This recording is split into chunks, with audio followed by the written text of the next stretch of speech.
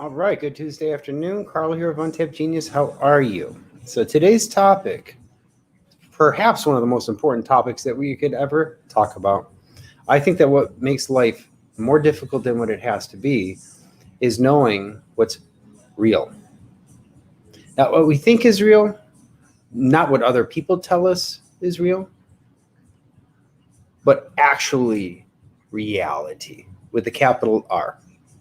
Reality with a small r is what I describe as what shows up to us, how what's occurring. Because I always make the distinction. There's the what's occurring, and then what my mind makes it mean.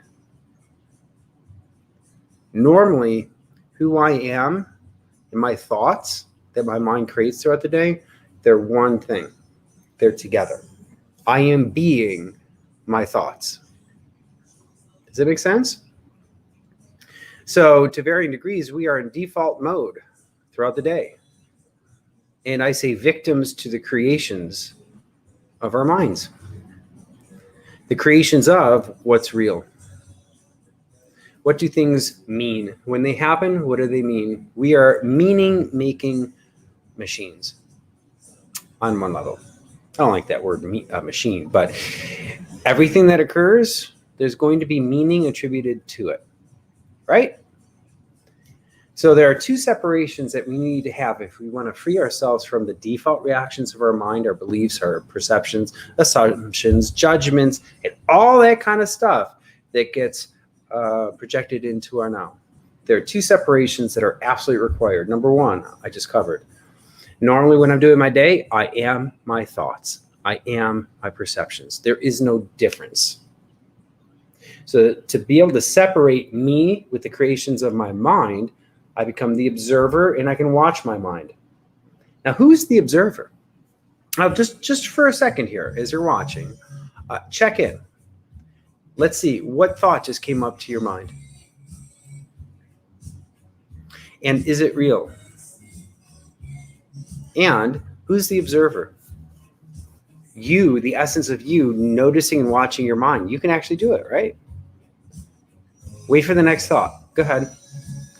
Close your eyes, whatever. Just wait for the next thought.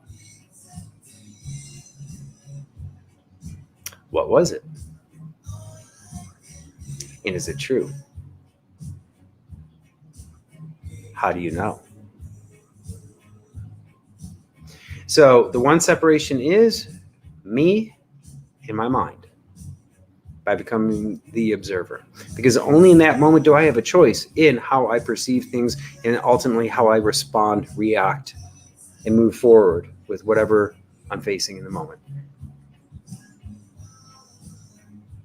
Now, the other thing that I absolutely must separate is what I call the data, what's factually occurring. He said this, she said that, at such and such a time, and he was wearing a red shirt and this and that, all the details. That's it. That's the data. Then the meaning that my mind places on those things. Again, we're meaning-making machines on some level. Our minds are. So that's the other separation, is to know what the data is. Verifiable, measurable, tangible reality. Again, time of day, the facts, what was said, what was done, what happened, what occurred, just the facts, nothing else. Then look at what your mind made it mean. This is a good thing. It's a bad thing. Oh, he's an asshole. Oh, she's awesome. Oh, whatever it happens to be, there's always going to be the response, the reaction, the meaning that our minds place on the events. So those are the two separations. Me from my mind by becoming the observer, and then the data, what's real, tangible, measurable, and the meaning that my mind attributed to those facts. When you can separate both of those things, now you have a say in how you view life. The realest real that there is. And that is the hardest thing to find because our mind is constantly projecting. It's got its filter. We see things through that lens, if you will. the interpreter, or what I call the slippery mind. Again, I just spoke about it yesterday, and I talk about it all the time. It's the part of the mind that only cares about you being safe. It doesn't care about your happiness. It doesn't care about what you know. Nothing. Only one thing: can I survive the moment? That's the driving force of what I call the slippery mind. And part of the slippery mind is the judger, the analyzer, the interpreter, the filter. And if you notice, if you can make the distinction between, again, you and your mind, how? Observe. Oh, I just noticed my mind gave me this thought. Just the act of becoming the observer, you separate yourself from your thoughts. And number two, asking the question, what's real? What's the data? So let's say you had an upset with another person. And if you can go back and just pick out the facts. I said this, she said that. I did this, she did that. Facts, just measurable, tangible facts, right? Then after that, you notice, what did my mind make it mean? Oh, she's an awesome person because I could tell she's really listening to me and giving me her attention and focus. Or, I don't like her very much. She doesn't, she never, she's always negative and always says nasty things to me and blah, blah, blah, blah. Whatever it happens to be, those are interpretations. And here's the tricky thing about interpretations. They're not going to show up as interpretations. They're going to show up as reality with a capital R. Now, when as individuals and collectively, we can begin to separate those two things, me and what my mind gives me, by becoming the observer, and then of a particular event, scenario, experience you had, if you can whittle it down to just the essence of the facts, what I call the data. He said this, she did that, we did this, that's it. Those are the facts, that's the data. And then what did I make my mind, what did it make it mean? Good, bad, or any variation of the two things. And if you can appreciate those two separations, and from time to time, just as a game of play, nothing serious, all right, nothing too intense, but, out of a place of curiosity, a little fascination, notice your mind. This is going on. I just noticed I had that thought. My mind gave me that thought. And when you become the observer, then and only then do we have a say in. The most important thing to me is actually being able to identify what's real. It's the hardest damn thing to do, isn't it? Because not only do we have our minds interpreting what's real, the judger, the interpreter, the filter, whatever you want to call it, but there's always going to be evidence for our beliefs, our conclusions, our assumptions, our judgments, our decisions, our explanations for why things are or why that thing happened. It's always going to show up as real, fact, and you're always going to have evidence to back it up. Your mind is always going to have evidence to back it up. So if we can, I got to remember to look at comments. Marlene, hey, I haven't, wow. Do you remember, you did my 100 Powerful Conversations Challenge, right? That was I think 4 years ago. Anyway, so nice to see you. So again, the number one challenge is to find out what's actually real with a capital R versus what my mind tells me is real. And if I look at this world, I see only one problem here, only one thing going on, is that people are believing the beliefs that they are either told or that their mind came up with. But it always comes from the mind, not the person. And you might think, well, wait a minute, what's the difference? I mean, they are who they are, and they are responsible for who they are. And so when somebody does something, you blame the person, right? That's all fine and good, but for me, that's not good enough. That's actually not accurate. The most accurate thing that I can find is that The mind will interpret something, see it as fact, and act accordingly.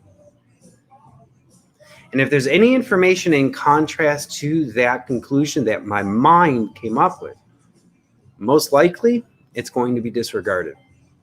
So right on the screen here, you'll see the 12 cognitive biases. Well, actually, the largest number I've seen is 98. 98 different biases that your mind projects into your now. So just a couple of them, like this anchoring bias. This is very interesting. When something happens, your mind is going to try to explain it. It'll come up with a real quick theory. Oh, this happened because X. But here's the tricky thing about it, is that instantly when my mind interprets something and comes up with a conclusion, it will not view it as opinion. It will view it as a statement of fact, even though, like in this case, over relying on the first piece of information that you get about something. It's amazing how we will, without even realizing it, our minds will go with the first conclusion, the first interpretation, and anything after that is to be disregarded because we've determined, or the mind has determined, this is what's true. And this is why things are the way they are. And you could see it playing out where, there were certain things said about, the COVID wave, as I like to call it, masks. They're good, they're bad, they're not necessary. Oh, they are necessary. The first thing that we learn about something, we're going to come up with conclusions and we're going to act accordingly, and watch how your mind does not want to budge from that original interpretation. So that's anchoring bias. That's just one of actually potentially 98 different ways that the mind is messing with you. And we're not even talking about optical illusions and other things that fool us. So to find out what's real with a capital R is the most difficult, elusive, slippery thing that one could ever try to go for. And that is the singular reason why I believe that the world is in the current state that it's in. Now, this might be radical, but I'm going to say it, and I believe it with all my heart and soul, and I could be wrong, right? Here's the conclusion that my mind came up with about human beings. Forgive them, for they know not what they do, even if they do. If you recognize that the mind has its own agenda, like have you ever tried to create a change in your life, but then your mind came back at you and you didn't end up following through on it? If you're a human being, then the probability that you have sought change and then fell short of creating that change is extremely high. Change in general for people, it's very challenging. Even with the best of intentions, with all the effort that you put into something, sometimes paradoxically it makes it even worse. I'd like to use the analogy of, or the example of dieting. All right, tomorrow I'm going on a diet. I'm not going to have any cookies, ice cream, donuts, pasta, potatoes. That's it. I'm getting my shit together. Tomorrow it begins. What typically happens the night before is the person will binge. Because now, to your mind, you just created deprivation. Perceived deprivation. And to the slippery mind, that primitive part of the mind whose only job is to keep us safe, and it doesn't care about what you want, doesn't care about what you know, doesn't care about what you're thinking, its only job is to keep you safe. And so if you're saying, tomorrow I'm taking away the cookies, ice cream, to the slippery mind, you know what that is interpreted as? Potential death. When your mind perceives deprivation, it will equate it, the slippery mind will equate it with potential ultimate risk, death. Like for real. And we wonder why it's so hard to, in this example, lose weight. Did you know that out of 100 people, 98 of them a year later who go on a diet will be the same weight or heavier? And what we invariably end up doing is, we beat ourselves up. We make ourselves wrong for not being able to get the results that we wanted, or to actually do what we said that we were going to do, being our word, being committed and following through. The vast majority of people do not follow through. Or if they do, they don't consistently do it. So a year later, when it comes to dieting, you have a 98% chance of being at the same weight or even heavier. And I say, who knows, right? But as far as I can tell, perceived deprivation is the sure way of creating what I call a paradoxical kickback. And what that looks like in this case is increased desire for the cake, cookies, and ice cream that you just said, no, I'm not going to do it. Starting tomorrow, that's it. So the typical pattern is that with that perceived deprivation, we're going to binge that night before. Or if we're going to quit cigarettes Monday morning, we'll smoke 2 packs the night before and then throw them out. That's it. I'm done. Again, statistically, how long does that last? Because if there's perceived deprivation, sure, you can use willpower, discipline to stop yourself, to deny yourself what your mind is now really, really craving more than ever. Have you ever noticed? Have you ever tried going on a diet? And did you notice that the desire for those things that you're no longer allowed to have just went up? So here's the difference. Here's the incredible difference that will create an opening. If I make it about me, whatever my mind is creating in the moment by becoming the observer. And the second separation is what's the data and then what's my mind making it mean. So if I say tomorrow I'm going on a diet, my mind will always, invariably, you cannot stop the meaning-making machine that the mind, the slippery mind is.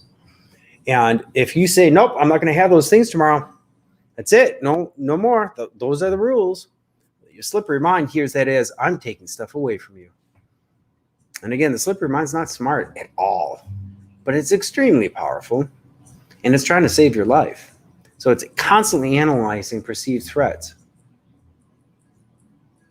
So you take something away, and your slippery mind's going to say, don't do that. And it'll kick back at you and actually increase the desire of that thing that you say tomorrow or Monday morning you're no longer going to do. And then statistically, we try to do it. It doesn't work out.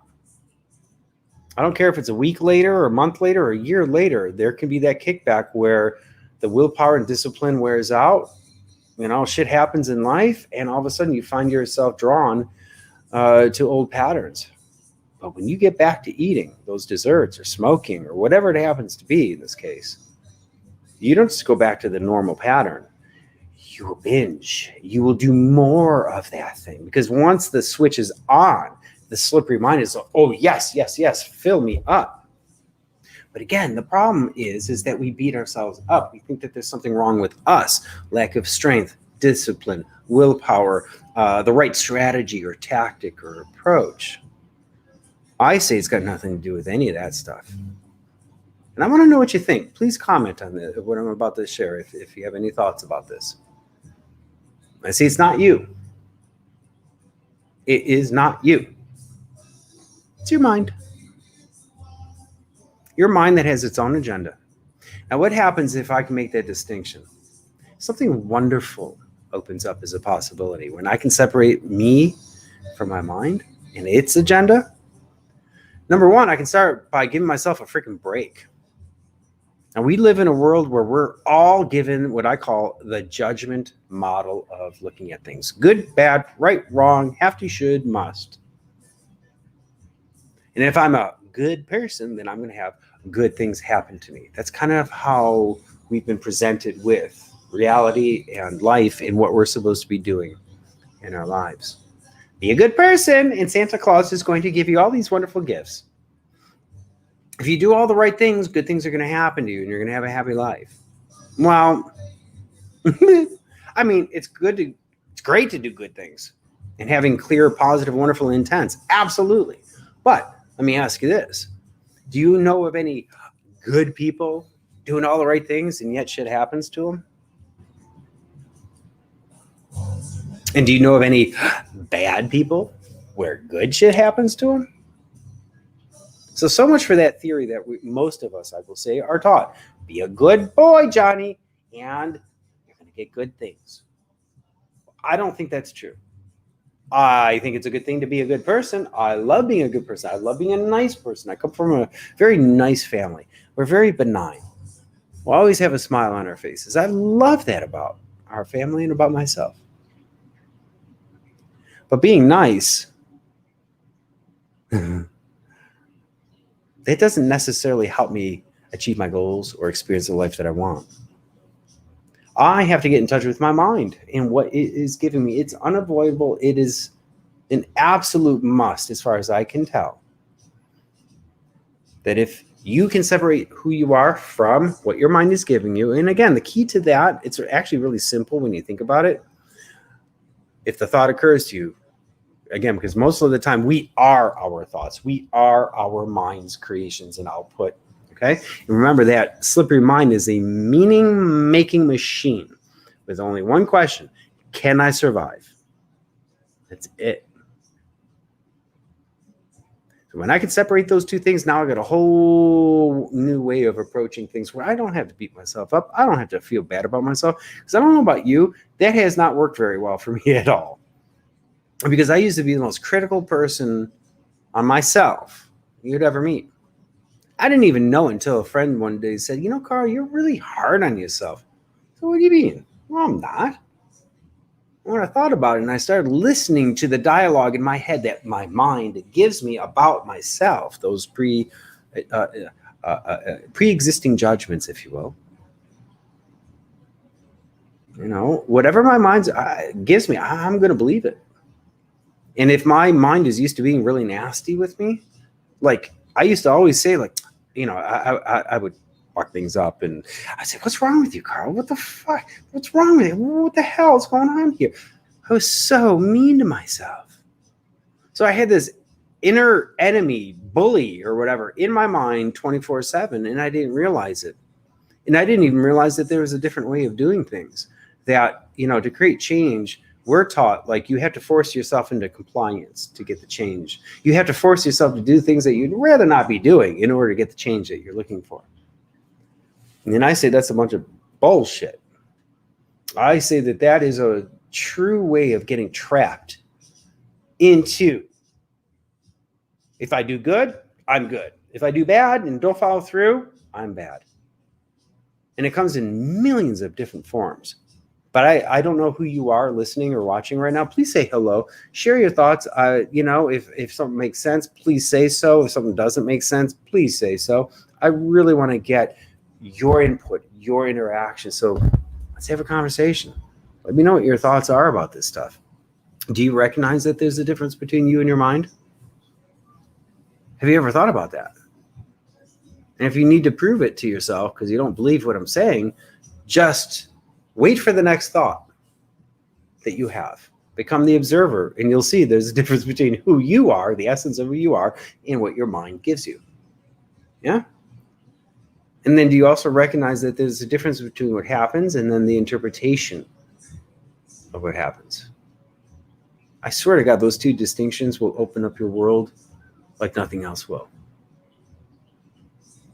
And as a side note, as I become more familiar with the output of my mind, whatever it gives me, the thoughts, beliefs, interpretations, visions in my head, whatever, that I know that no matter what my mind gives me, it's going to show up as real. But if I can get the skill of questioning what my mind gives me, oh my God, the freedom of it. It's amazing. But like the topic is, what it's all about today is that there are many different cognitive biases that are working against us. The highest number I've seen is 98. Right here on my screen, there are 12 common ones. And the first one we've covered, your mind will come up with a first interpretation and go with that as fact. It will not overanalyze or anything because it has to be quick. It's just trying to protect you. Oh, that's a good thing. Oh, no, that's bad. Right? And you'll just go with that. Because the mind won't just come up with an interpretation. It's going to project that interpretation into your moment as if it's reality with a capital R, not just this interpretation. That's the problem here on planet Earth. I say that the number one problem is that we are all victims to the creations of our minds and other people's minds, like racism and prejudice, for example, that is ever present in this world. It's all based on a bunch of crap. The perception, the illusion, the interpretation that person is other. They're not my family. They're not my tribe. They're other. They dress differently. They talk differently. They got a different pigment on their skin. They're the other. I mean, just that one illusion. Think about all the damage that has been done in this world in things like racism, prejudice, and other forms of prejudging others. And actually, most impactful in your life, the prejudging that's already occurred towards yourself. Because we were taught to think in terms of good, bad, right, wrong, have to, should, must, that what I call the judgment model. I didn't even know because we're just embedded in it. But when I started to question the judgments and stuff, it's like, wait a minute, those judgments aren't necessarily real. There's a difference between a judgment, assessment, filter, perception, labeling, whatever, and what's real. Reality with a capital R. And once I recognized that there is a difference, then my job became recognizing that my mind is going to give me an interpretation based on somebody else or my past experience. It'll always happen. And as a matter of fact, that interpretation will get triggered even before I'm consciously aware of it. It takes 3 to 4 milliseconds for a thought to get triggered to be consciously aware of that. And by the time an interpretation is created, it doesn't just get triggered and puts it in front of us. It puts us, who I am, inside of that interpretation. So that's all I can see. Gosh, if there's one thing that I can share with the world that could make all the difference in the world, collectively and individually, it's that one thing, is that your mind is messing with you. Don't necessarily believe everything it gives you. From time to time, take a step back and become the observer. Become curious. I think that's the tone that is the best tone to bring into the picture. Tone of curiosity and fascination. Not that there's a problem here and I need to fix it and I need to change my mind. I need to change my thinking. I need to be more positive. Those are great intentions, but you will fail. Guaranteed. Mathematical certainty. Why? Because the mind has a mind of its own. It's got its own agenda. That slippery mind, as I like to call it, it's only got one agenda. Not for you to be happy, not to achieve your goals, not to act on what you know, your awareness or wisdom or whatever you have acquired in your life. It doesn't care about that crap at all. It doesn't even register. It doesn't even think in terms of that type of world. It only has one concern. Can I survive the moment? That's it. There's nothing else. Can I survive the moment? And there are certain things that are going to be key triggers that are going to bring up fear and concerning thoughts and interpretations. It's amazing how powerful the slippery mind is. And again, it gets triggered every moment that you're alive. And by default, we believe whatever it gives us. So God, please, become the observer to your mind from time to time with a sense of curiosity, fascination, even a sense of play. Not to change your mind, because again, for the rest of your life, as far as I am concerned, now I work on this shit every single day. It is my life's work. I do these lives every single day now, 1,400 in a row. I've lost count. But yet I recognize that my mind will continue to mess with me for the rest of my existence. And when I got that is part of the game, the war ended. I might sound really good. Oh, I need to be more positive thinking. Yeah, well, how are you going to do that? You're going to have to check in with your thoughts and then manually change them. That's work. That's hard work. And yeah, you might do it for a little while and stuff, but in the end, we're still going to go with the default reactions of the mind. So when I recognize that my job is not to manhandle my mind, control it, manage it, wage war on it. It is not about that. And that's another yet tricky thing about this thing about being free from the creations of the mind, so that you can have more space to go do your thing. Because there's only one thing that ever gets in the way of us doing our thing. It's not the circumstances, the lack of time, energy, money, resources, talent, or whatever the mind wants to believe. In the end, where there's a will, there's a way, as my Italian grandmother used to always tell me. I do believe that. I see a lot of evidence for it. That when we approach something like it's a done deal, like regardless of conditions or how things go, it is a done deal. And nothing can stop you. Wow, that's powerful shit. To know that I don't have to be the victim to my circumstances or the influence and control of other people. Now, they are influencing us, right? Our politicians, our leaders, our parents, our other institutions throughout this world, they influence us and they have an impact on us. But my question to you is, where's the freedom that you can find within those constraints? Part of the freedom that I have found is making my own game at play. The judgment model thing, good, bad, right, wrong. And if I do good, then I'm good. And if I don't do good, then I'm a bad person and I don't deserve. That whole notion of deservability, I just take all that stuff. I don't reject it totally, okay? There's a place for everything. The vast majority of the time, though, I take that whole judgment model. Oh, fuck that. I'm putting that aside. Does not work very well. I'm not impressed. Are you? If that model worked, wouldn't we be doing better in our lives individually and collectively? Wouldn't this world be a better place? So I'm not impressed with the model. I think it sucks. Instead, the model that I replace with it is what I call the model of physics of movement, growth, and expansion. What the hell does that mean? Right? The physics of movement, growth, and expansion. What? It comes from the conviction that we all want to shine our light, to be full of life, to be fully expressed, to be fully alive. It's an assumption that I make. That's the core thrust, desire, commandment, mandate of all of life. Live. And live to the fullest. That's what we all want. Humans, animals, plants, everything. So that's what I've done is I've created a framework and a model, a cleaner way of looking at things versus the judgment model, where I don't have to beat myself up because it's not about me. Does that condone my behavior? No. I'm fully responsible in the end.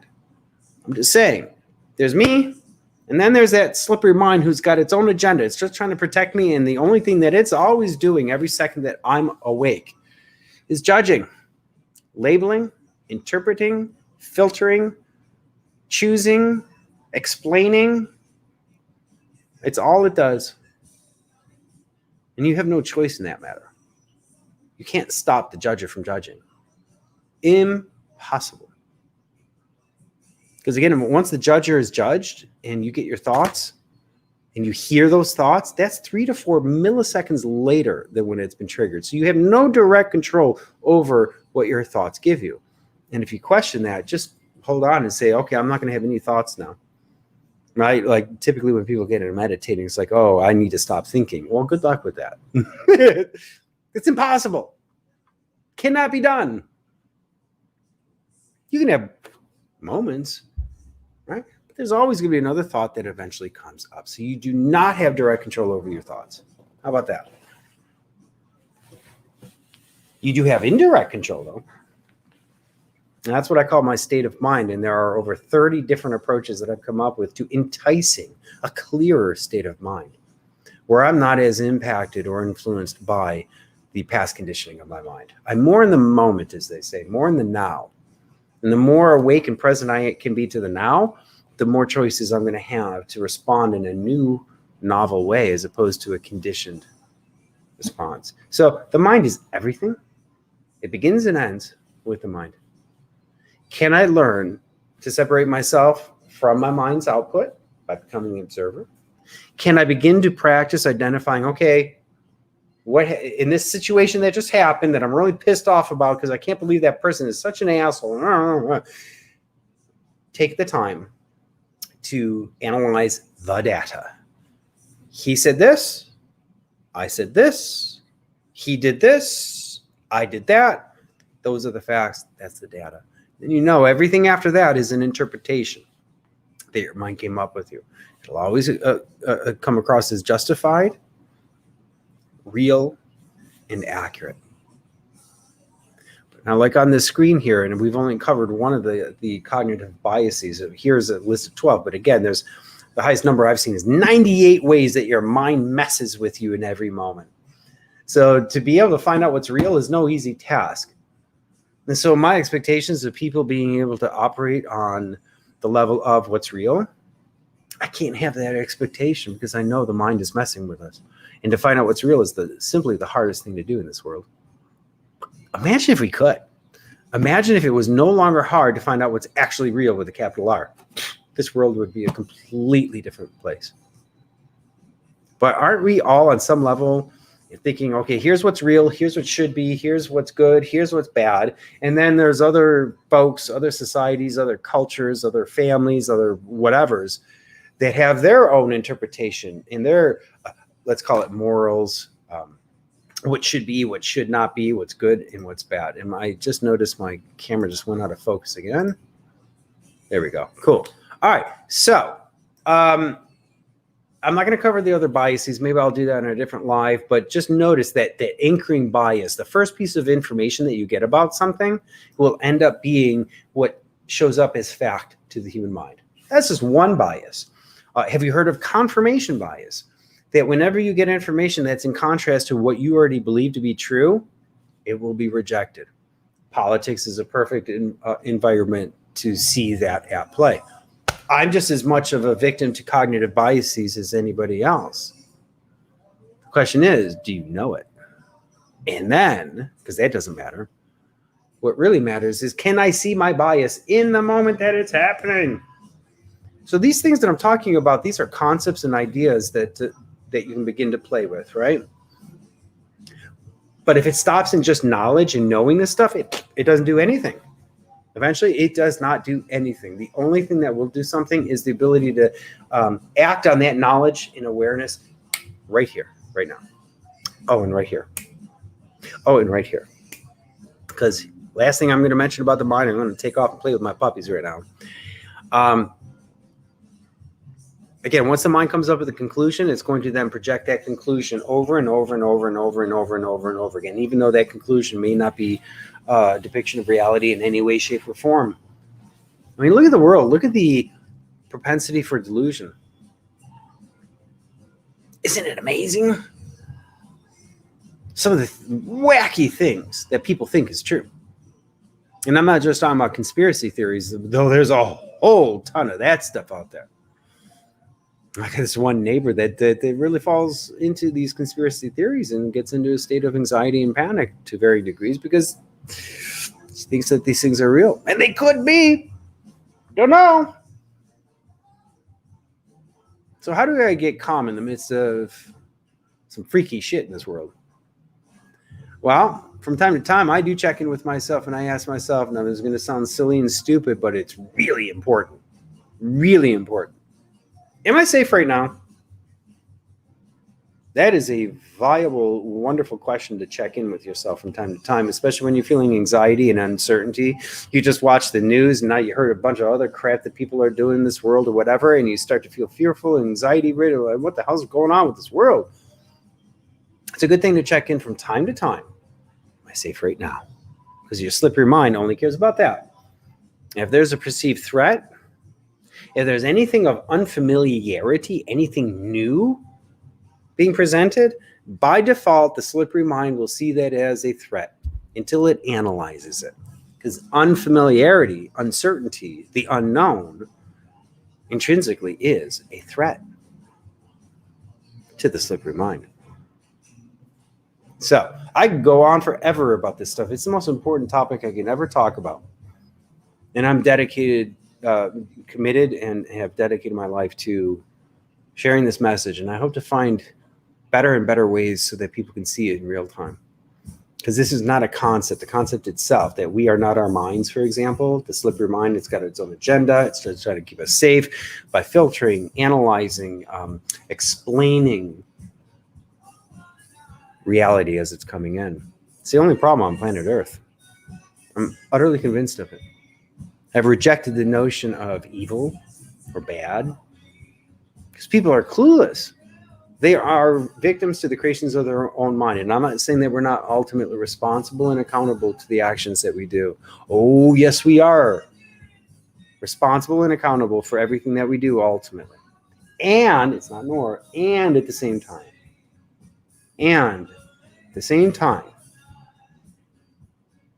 the mind has a mind of its own. And it's extremely powerful at convincing you of things are a certain way. And if you have any doubts about who you are as a human being, the value that you bring, your capabilities, your talents, your intelligence, your creativity, whatever it happens to be, if you question the value of what you bring in this world, that's a slippery mind fucking with you. But it's believable, isn't it? Because again, whatever the slippery mind comes up with as a conclusion, interpretation, assumption, explanation, it will see it as fact. And it then will find evidence to further confirm that bias. So if I think, oh, I'm not a creative person, I can't, blah, blah, blah, blah, blah, blah, I'll be able to spit out a bunch of evidence to prove to you that, nope, I'm not creative. Or I don't have good rhythm. It's another one I hear. That's another one I used to think of for myself. But it turns out that's never true. We're built on rhythm. And yes, we are creative. And if you're not able to be creative, that just means that the creativity that's built into you is being blocked. Doesn't mean that you don't have it. So I don't look at genes, the genetics, in any of that kind of stuff. It's just like, I know that we are beyond amazing as human beings, but that amazingness, it's compromised. It's blocked. So, 2 distinctions to leave you with. Number 1, there's a difference between who you are and the thoughts that you're having throughout the day. Separate it from time to time. Just a simple observation. Don't change your thinking. You don't have to try to be positive. Nothing. Watch what happens when you just become the observer. Just observe. Like your mind is a movie. It's like a place of curiosity. Just watch it. What's it giving me right now? Time to time, check in. The second thing is, especially when there's upset, make the distinction between here's the data, here's what actually happened, and then here's what my mind made it mean. You'll see normally they get turned into one thing. Separate them. You're free for the moment. Go forth. Play with this stuff. You are not your mind. And any beliefs that you have about your own limitations, whatever, I'm going to say it's a bunch of crap. I don't know who you are. I don't know your personal challenges or the circumstances that you face. But I'm still going to very confidently say you are much more capable than what you recognize. Even if you think you're the most creative, capable person in the whole wide world, you're still more capable than that. And part of the joy of sharing whatever I have to share is that I used to think that I was not creative and that there was a whole ton wrong with me because I was born with ADD, memory problems, a Tourette syndrome-like thing when I go to express myself creatively, been plagued with that stuff. Well, that shit just doesn't. I've solved it through my life as a wave approach. These things do not define me any longer. I'm not steeped in the notion that there's something wrong with me. And that's where I was most of my life. There's something wrong with me and I got to fix myself before I'm seen. So I have been in Carl's cave forever, hiding from the world. And one of the reasons why I do these Facebook Lives every single day, without exception, 1,300 in a row or whatever it is right now, is so I never hide again. And then in my message, if I can let people know, it's like, no matter what you think about yourself, no, you're much more amazing than that. And I can prove it. And I love being able to prove it. Did you know that your body can find the rhythm and flow, and that is the essence of doing your thing, whether it be creative or performing or having a beautiful rapport and conversation and connection with another human being? It's the ability to get in sync and rhythm and flow. That ability is built in the mind and body. That's just one little tiny example of how you are more amazing than what you realize. And if you can start taking these things that are amazing about you, built in you, to do your thing, oh my God, it's going to help you so much. So, but how many of us do not have what I call not enoughness?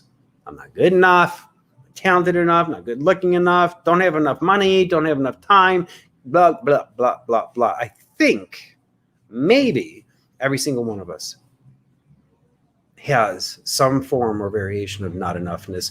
Brother Muddy, oh my God, I miss you, brother. Are we getting together Thursday? I hope so.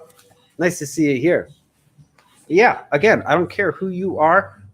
You have some degree of not enoughness. I'm going to be confident in my declaration of that. And where does it all come from?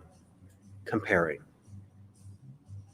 ourselves with other people. And how can you not? It's kind of like built in. Oh, he's better looking than me, or oh, she's more talented than me, and I could never do that, and that kind of stuff. And it turns out that even the most talented, genius, rich, successful movie stars, top athletes, guess what?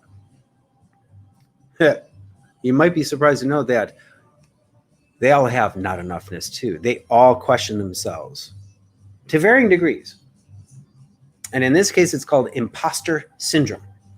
Their talent, their thing that they do comes so easily to them that they don't value it. And so they feel like a fraud on some level. It's amazing how that happens. So that not enoughness, oh man, that's a tough one. And there's a lot of things that get in the way from us being our amazing selves. And my job is to help people clear that shit. Because it's only coming from one thing. It's not the circumstances of our lives. It's from how we interpret those. And I'm telling you, even if somebody's paralyzed, right? Or they're missing an arm. Or they're blind, they're deaf. They're dying of cancer. Terminal illness. When I say within all of those cases, I still say there's what is, and then how I respond. Now, that might sound a little radical when I mentioned, like, even with somebody with terminal illness, that they have a choice in how they process that experience. And the first time I realized that is when my girlfriend's aunt at the time, this is years ago, she was a therapist and she worked with terminally ill people. And the first day of their group counseling, she would ask them, rate your life from 1 to 10. And the average was a 3 because they're dying. So obviously it's going to be a low number. But here's the cool thing is that after 8 weeks of being in therapy on a group level together, she asked them the same question. Rate the quality of your life 1 to 10. The average was 7 to 8. Still terminal, still going to die. What's the difference? That blew me away. How's that possible? They're dying, and so now they're rating, they're happy, and or they have a sense of purpose and a value in their lives. I mean, that was a big stretch for me. But I get it now. There's what happens, what is, what's occurring, and then my perception of. And I have a choice. When I recognize that there's a difference, and only when I recognize there's a difference, and only when I recognize there's a difference between me and the thoughts that my mind give me, and I can separate all that stuff out, it changes everything. And it turns out that through the counseling, these people, these terminally ill people, had a huge sense of purpose to share with others, to help others, to make a difference somehow, some way, while they're alive. So there's what is and my perception of. There's me, and then there's my mind. Notice the difference. That means everything. All right, folks, I think I've babbled on enough. Hell, we only got through 1 or 2 cognitive biases. Again, there's up to 98 of them. So please give yourself and others a break whenever you can. On some level, we're all trying our best to figure out this thing called life, which we have our beliefs and convictions with, and we have our different viewpoints of why we're here, what we're to do, what we're supposed to be doing and stuff. But the bottom line is we all have these different variations. In the end, we don't know. We find ourselves on a blue ball in the middle of the universe, and it's like, what are we doing here? Who are we? What? And we're all trying to figure it out. All our minds are trying to figure it out. This is good. That's bad. This means that. This means that. This means this. You should do this. You shouldn't do that. Oh, God, don't do that. You're a bad person if you do that. All that stuff comes from trying to figure out this thing called life. What's real with a capital R. So notice what your mind is giving you. Poke holes in it. Become the observer. Don't change your mind. You don't have to do that. You don't have to change your mind. And that's like the best news I can offer somebody. Because I know what it's like to have awareness about my, let's say, negative thinking. It's like, I want to be more positive. And then I try to force my mind into compliance. That is impossible. You will fail 100% of the time. You might be able to be positive for a little while, but your mind is going to give you some what I call no thoughts or negative thoughts coming from the slippery mind whose only job is to keep you safe. Doesn't care about your happiness, doesn't care about your awareness, doesn't care about your latest strategy to create change in your life, doesn't care about any of that crap. It does not compute. Can it survive the moment? That's all that it operates on, and that's all where all filtration comes from. Perception, judgments, assumptions, labels, decisions, explanations. Recognize that, see it in the moment. And now we got to say, we got some freedom. Maybe we don't have to listen so much to what our minds tell us about ourselves and about other people. Could you imagine if that kind of awareness hit a tipping point? I got to go in a second. I'll just say it with this last thing. Just imagine what would be possible in this world if we hit the tipping point of turning people on to this idea that life isn't necessarily how it shows up. There goes my camera again, Don't know why it keeps doing that. It should come back in. There we go. But yeah, if we can really get it, that's all that's going on here. Are people's minds trying to figure out reality and then superimpose it onto other people? Because if you think what I think, then we're safe. But if you think differently than me, you're a threat to the slippery mind. And in different cultures and societies throughout the world and throughout history, we will kill that person because they don't believe what we believe. Imagine that. Isn't that nuts? But to the slippery mind, you are a threat because you do not think what I think. Isn't that amazing? I'll end with this. I think human beings are beautiful, amazing, ignorant, unaware, victims to the creations of their own mind, but we're all absolutely amazing. My job is to point to that in every person that I get to touch. Oh, and that other stuff, that's just your mind. We can deal with that. We ain't going to fix it. Therapy and counseling, it's all great stuff, but we ain't going to do that together. No, we're going to just watch. We're going to notice. We're going to become fascinated. Look at what your mind just gave you just now. Where did that come from? Huh? Is that true? Is it always true? Does it have to be true? Is there something else that's true? So when we start poking these little holes into the conclusions that our minds have already come up with, that's where possibility lives. So if you want to create some kind of change, movement, growth in your life, this is a requirement. There's no ifs, ands, or buts about it. It comes down to your mind. It begins and ends with perceptions that your mind creates. All right? So I'm going to end the live now. For the rest of your day, if you happen to think about it, just notice what you notice about what your mind is giving you. Don't fight it. Just be curious. Oh, isn't that interesting? Look at that. Wait a minute. That's not necessarily true. Huh? Play with it. Have fun. Love you. You are amazing, no matter what you tell yourself. See ya.